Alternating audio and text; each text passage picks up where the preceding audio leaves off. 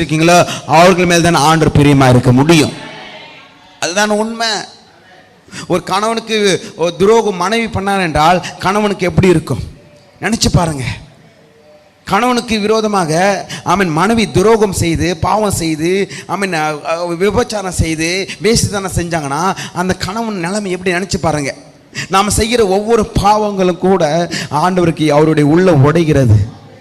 அவர் மனவேதனை படுகிறாருங்க. ஏனென்றால் அவர் மணவாளனா இருக்கிறார், நாம் மணவாட்டியா இருக்கிறோம் என்று வேதம் சொல்லுகிறது. அதெல்லாம் சோர ஸ்திரியை சேர்த்துக்கொள், அங்கே 3 குழந்தை பிறக்கும்போது சொல்றாரு, அங்கே நீ ராஜ்யபாரத்தை ஒளிய பண்ணுவேன், இனி உனக்கு இரக்கமும் இல்லை என்று ஆண்டவர் சொல்றார்.